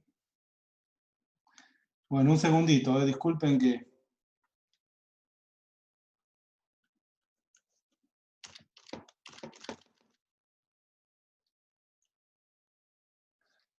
Bueno, a ver si puedo. Entonces acá veo el chat, El chat lo tengo ahí. Voy a intentar de nuevo compartir la pantalla. Compartir. Bien, y todavía se ve el chat. Y a ver. Sí, ahí estamos. Bueno, ahí estoy de nuevo. Entonces estoy con la presentación y el chat. ¿Qué hora es? ¿Tienen hora? Ah, 2:45. ¿Qué dicen? Entonces lo que voy a hacer ahora, en estos 15 minutos que quedan, vamos a ya lo que vimos hasta ahora, además de toda la parte introductoria, más general, hicimos un poquito de foco en lo que es el ambiente tectónico compresivo de la zona de subducción. Y cómo es entonces la interrelación entre deformación compresiva, orógeno y el sistema de cuenca de antepaís en el retroarco. ¿Les parece? Cerramos con lo que son rifting intracontinentales para ya con eso cerramos la introducción. ¿Está bien? ¿Nadie me contesta? ¿Me están escuchando o algo? ¿Ok? Bueno. Entonces, lo que vamos a hacer ahora, cerremos con lo que tiene que ver con los rifting intracontinentales. Entonces, las estructuras de rift, acá por ejemplo tenemos una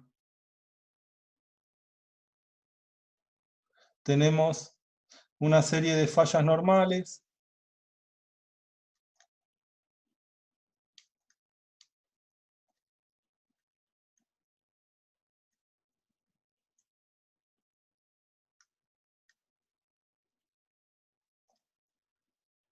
Que en general vamos a ver, después vamos a ver por qué, que en general las fallas normales tienen alto ángulo, tienen en general 60 grados con respecto a la superficie.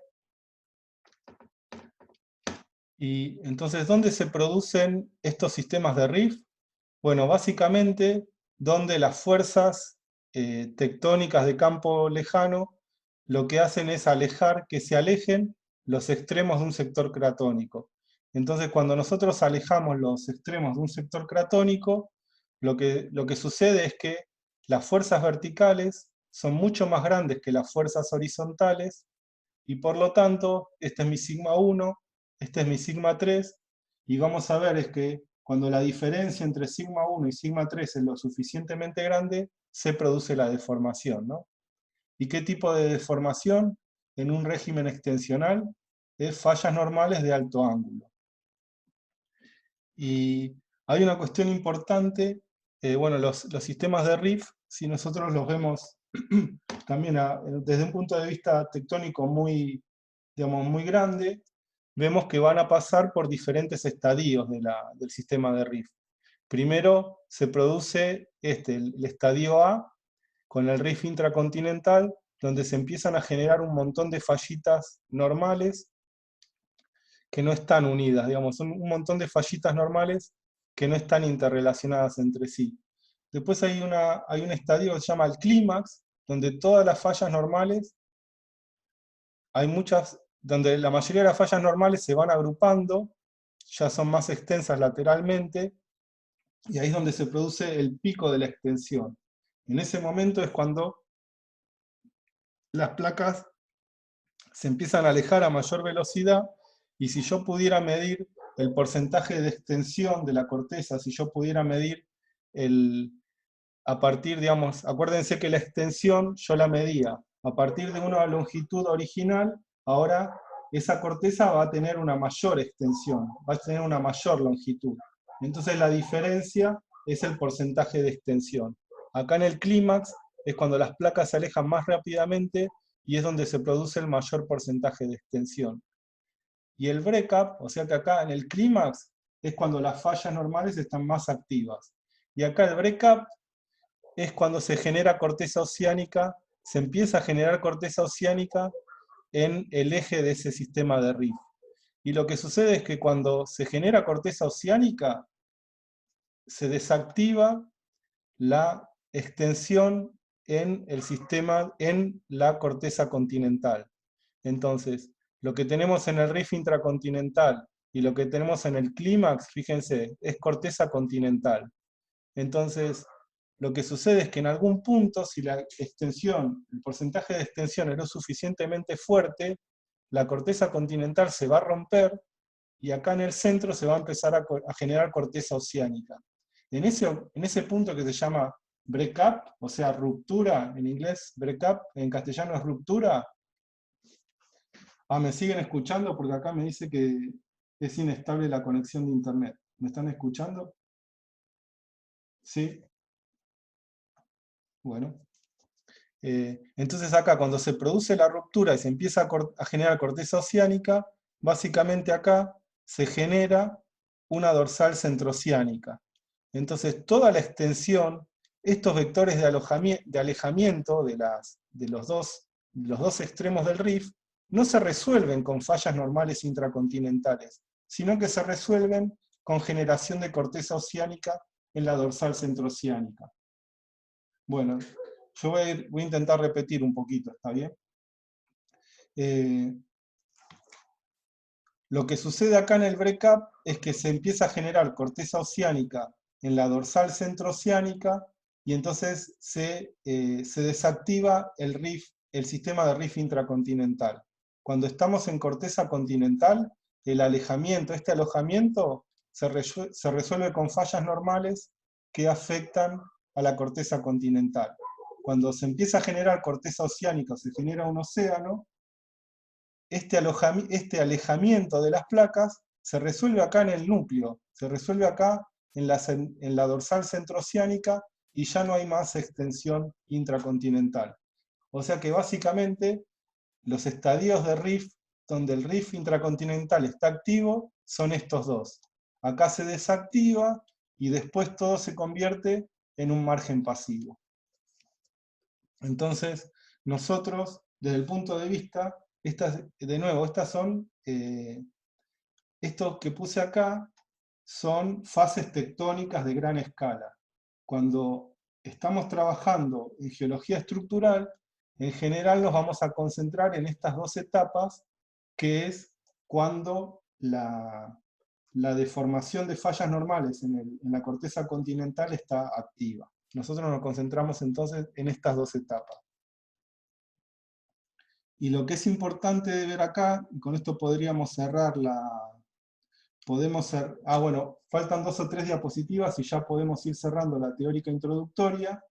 Bueno, fíjense, entonces cómo se resuelve el sistema de fallas normales, el sistema de fallas de rift. Básicamente, Después vamos a ver modelos un poquito más complejos, pero se resuelve a partir de fallas normales. Esto de acá son fallas planas antitéticas.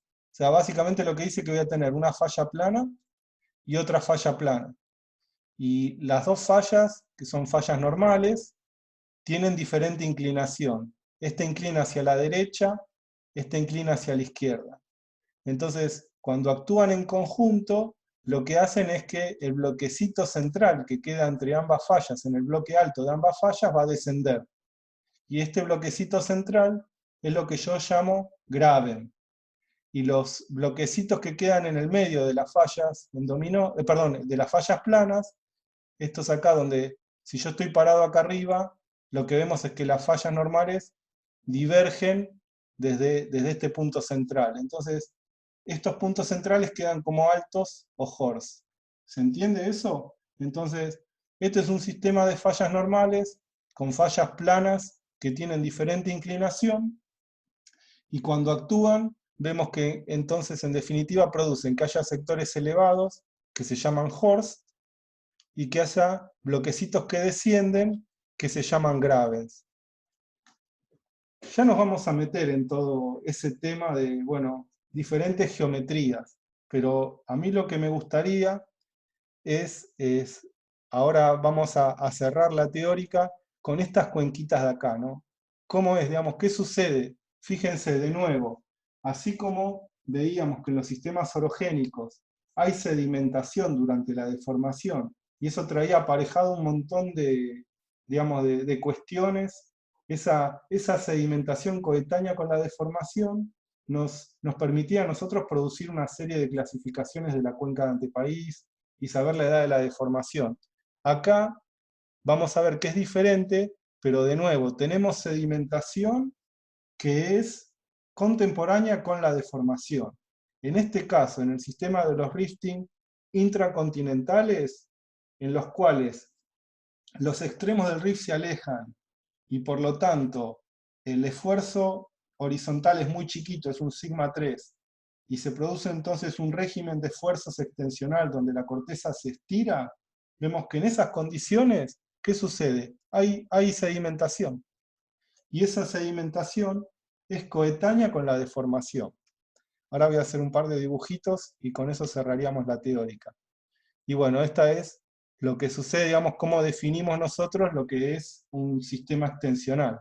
Tenemos un L0, ahí me envicié, me parece, dibujando arriba del... ¿Molesta que dibuje ahí arriba de la presentación? Voy a poner el láser mejor.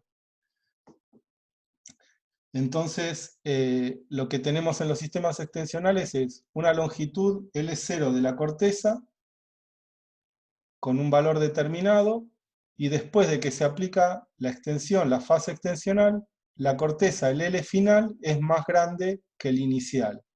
Entonces, esta diferencia positiva es la que yo conozco, lo que yo puedo llamar como porcentaje de extensión. O lo puedo también, la extensión la puedo medir también en kilómetros, ¿no? Y lo que decíamos, entonces ahora voy a cerrar con un dibujito, es que hay sedimentación durante la extensión. Se cortó todo. ¿Hasta dónde llegaron? A ver.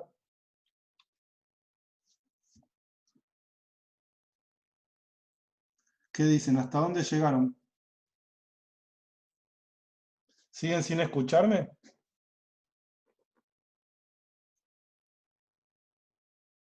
La última, ni bien usé el láser. Ah, bueno. Ah, está bien. Entonces, acá, digamos, digamos, cuando nosotros definimos lo que es, qué sucede en la extensión. Bueno, dale. Acá voy a entonces a hacer esta última definición de extensión y después pasamos a ver cómo es la sedimentación durante la extensión. Entonces, lo que vemos es que cuando hay extensión, tenemos un L0 de la corteza entonces inicialmente tiene un largo determinado, y después de que sucede esa fase después de que se produce esa fase extensional, el L final es mayor. La extensión, perdón, La diferencia entonces entre el L0 y el L final es esa que está acá en amarillo, es el porcentaje de extensión. Es la extensión. Si la medimos en porcentaje, se dice que se extendió un 50%, porque antes medía 300, ahora es 150 kilómetros más larga, o sea que se extendió un 50% con respecto al largo original. Y esto es lo que produce entonces la extensión. Estamos en un rifting intracontinental en el cual los extremos de ese cratón se empiezan a alejar, entonces el sigma horizontal se vuelve muy chiquito, es horizontal, el sigma 3 es horizontal, el sigma 1, que es el mayor, es vertical, y todo eso produce un estiramiento de la corteza. Y eso, en definitiva, lo más básico que podemos ver es que una fase extensional produce que un L0, un largo de la corteza inicial, se vuelva en un L final que es más largo. Y la diferencia es el porcentaje de extensión. Y entonces, para cerrar la teórica introductoria, lo último que les quería mostrar es que aquí, en estas fases de deformación extensional, la sedimentación también es coetánea con la deformación. Entonces vamos a hacer un último dibujito. Ahí está. ¿Ahí se ve la hoja? ¿Estamos todos? Sí, bueno. Entonces vamos a ver. Recuerden, voy a empezar como había empezado antes, cuando generé una faja plegada y corrida y etcétera. Entonces, fíjense, puedo generar un sector cratónico, como si fuera como el inicio de mi historieta, siempre puede ser un sector cratónico. Lo que va a suceder es que va a haber fuerzas de campo lejano que en vez de producir un acercamiento de los extremos o de un lateral del cratón, lo que va a suceder es que se van a empezar a alejar los extremos. Al alejarse los extremos, ¿qué va a suceder con el campo de fuerzas? El sigma vertical va a ser mucho más grande que el sigma horizontal. Y ahí lo que decimos que el tipo de deformación que se genera son fallas normales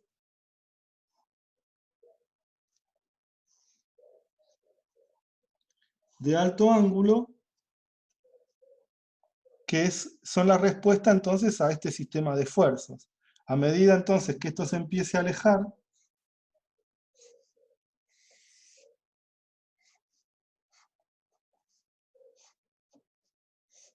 lo que va a suceder entonces, a medida que actúan estas fallas normales, fíjense, tengo este conjunto de fallas normales, acá otras dos fallas normales. A medida que esto se aleja, fíjense, acá ya tengo un porcentaje de extensión, ¿se ve eso? Este es el L0, este es el L final, entonces acá yo ya tengo un porcentaje de extensión. Y ese porcentaje de extensión, que está acá en ambos laterales, no lo tengo en uno solo, sino que tengo un porcentaje de extensión en ambos laterales, ¿cómo se resolvió? Alejando estos bloquecitos centrales. Y lo que hace es que entonces se produce el descenso de estos bloques. Al alejarse estas dos fallas normales, se produce el descenso de los bloquecitos centrales que están limitados por falla. Y eso básicamente son los graben. ¿Y qué sucede en los graben? Acá tengo dos graben. Inicialmente entonces, si yo defino un nivel base, el nivel base en principio lo hago coincidir, como diciendo, bueno, es un nivel base de la sedimentación. Entonces yo lo hago coincidir con la superficie de mi superficie cratónica, con la superficie de la corteza. Cuando estoy en este segundo estadio, cuando ya hay porcentaje de extensión, fíjense, ¿qué sucede con los graben? Van a quedar por debajo del nivel base. Entonces ahí se va a producir sedimentación. Y este tipo de sedimentación, este espacio, la generación de este espacio de acomodación, se lo conoce como subsidencia mecánica. ¿Por qué subsidencia mecánica? porque está relacionada al accionar de fallas, y por eso es mecánica. Después el RIF tiene procesos que modifican ese espacio de acomodación que tiene que ver con un calentamiento o enfriamiento de la litósfera. Pero lo que yo quiero hacer hincapié acá es en esta subsidencia mecánica, y se llama mecánica porque está directamente relacionada al accionar de fallas normales. Entonces, en definitiva, ahora voy a volver a la presentación y con eso cerramos.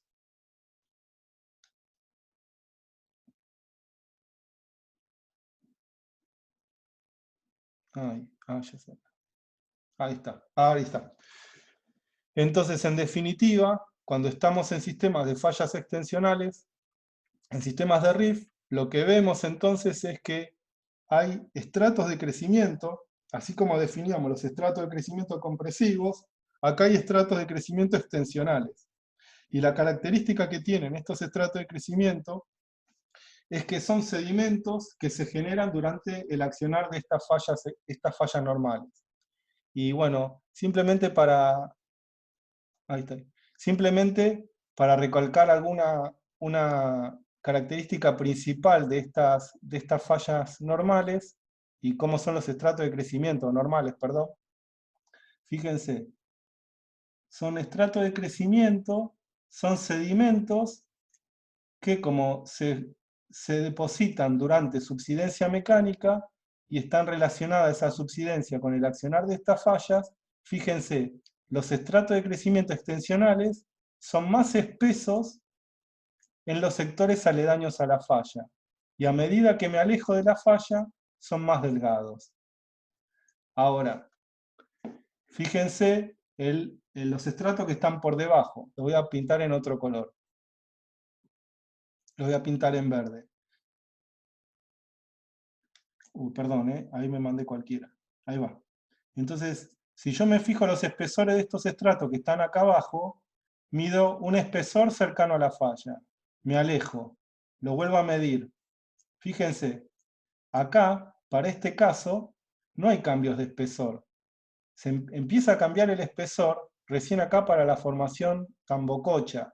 Entonces, lo que yo sé es que la formación Tambococha se generó durante la deformación extensional. Por lo tanto, la formación Tambococha es un estrato de crecimiento extensional y está reflejando la edad de la deformación. Si yo sé la edad de la formación Tambococha, voy a saber la edad de la deformación. Entonces ahora voy a volver. No sé si quieren ver algo más de la presentación, del PowerPoint, o si no, ya hago un cierre a la teórica. ¿Qué dicen? ¿Alguien tiene alguna pregunta con respecto a la presentación, al PowerPoint? Bueno, entonces, chicas y chicos, nada, lo que quería quería hacer hincapié en esta primer teórica, ese es un pantallazo general de la materia. Y entonces que ustedes vean que nosotros en geología estructural trabajamos con elementos geométricos, vamos al campo o estudiamos secciones sísmicas, y en principio lo que vemos son geometrías, Tranqui, déjenme cerrar y ahí discutimos todo el tema de cómo hacemos con la presentación, no se preocupen. Entonces, hay toda una cuestión que tiene que ver con las geometrías, que es lo más básico de la geología estructural. Es poder describir las estructuras geológicas, fallas inversas, normales, pliegues, un montón de cuestiones. Pero el objetivo, en realidad, está bien, definir esas geometrías, incluso lo que no se ve, o sea, a partir de esas geometrías que nosotros mapeamos en el terreno, incluso hay modelos que nos permiten extrapolar esa geometría en profundidad. Ya vamos a aprender esos modelos. Y una vez entonces que nosotros reconstruimos la geometría actual, ya sea lo que se ve, como a partir de modelos extrapolamos en profundidad, está perfecto. Ese es el primer paso de la geología estructural. Después hay otro paso que tiene que ver con definir la cinemática de la deformación, es decir, cómo se movieron las partículas para llegar a ese resultado final que yo estoy dibujando, que yo estoy midiendo. Y el último paso sería saber o estimar cuál es el sistema de esfuerzos o los diferentes sistemas de esfuerzos que fueron aplicándose en ese sector para llegar al resultado final. Y por último, algo que es súper importante y que quizás, digamos, es importante porque se desarrolló en los últimos años, ya en las últimas, en este siglo, digamos, realmente se desarrolló mucho el tema de los estratos de crecimiento compresivos y extensionales, porque entonces vemos que hay una interrelación entre la deformación y la sedimentación que nos brinda datos muy importantes sobre la edad de la deformación. Bueno, hasta acá llega la teórica. Si tienen alguna pregunta sobre la teórica, y si no, definimos el tema este de cómo voy a hacer cómo tengo pensado hacer con el material. ¿Hay alguna pregunta o...? Bueno, ¿me escuchan? Sí, bueno. Bárbaro, bárbaro.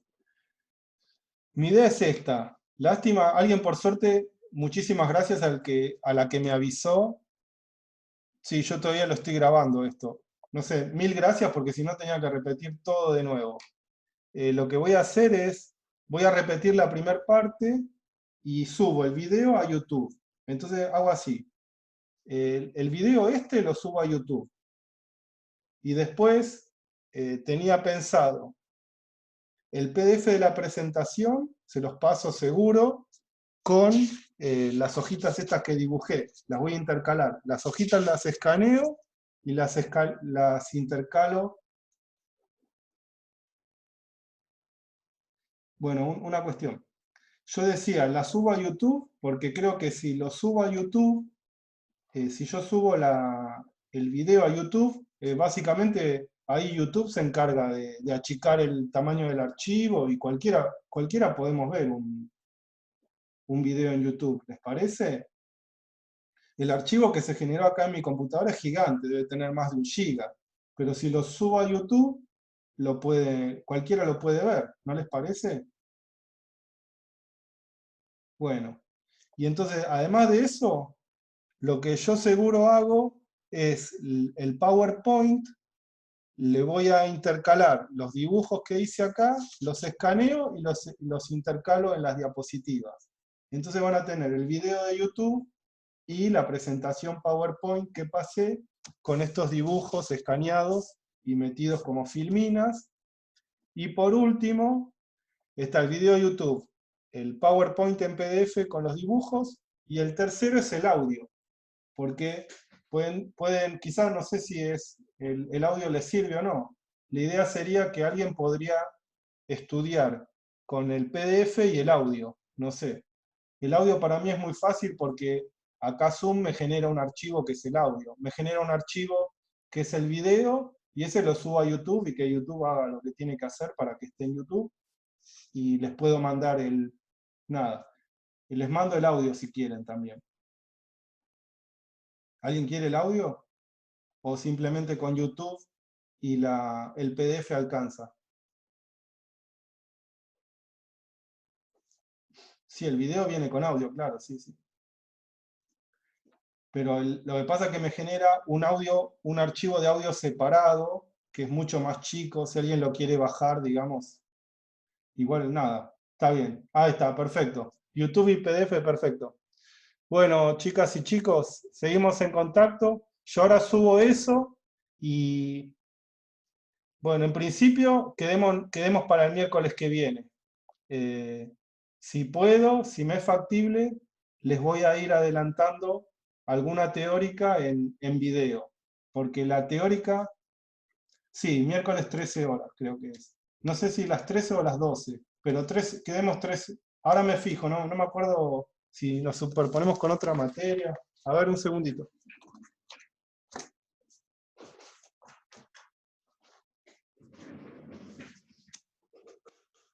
Sí. ¿Alguien se acuerda? Si, a las 13, bueno, si nadie se queja, a las 13, el miércoles. Y lo que les digo es que la próxima, la teórica que viene a continuación de esta, es una bastante básica, vieron que es como elementos estructurales básicos, qué es una falla inversa, qué es una falla normal, discordancias. Así que quizás el lunes, si puedo, la preparo y se las mando el lunes. O sea que van a tener una teórica el lunes, que es, digamos, va a ser un video de YouTube, ¿está bien? Y el miércoles ya vemos algo así como con esta otra presentación, con preguntas, que va a ser algo más complejo. Porque lo que yo les decía es eso, que necesito, por una cuestión personal, ir dando 3 clases por semana. Y para que ustedes no estén tan acuciados, digamos, para estar tan apretados de tiempo, en vez de hacer 3 teóricas presenciales, mi idea en principio era hacer una o 2 presenciales, pero que cada semana ustedes tengan las tres teóricas, ¿está bien? Bueno, gente, nos vemos el miércoles, igual ahora, hoy o mañana les subo todo esto, ¿está bien? Bueno, buen fin de semana, que estén muy bien, sobre todo eso. Y cualquier cosa me escriben. De nada, de nada. Perfecto, nos vemos, che. Hasta luego.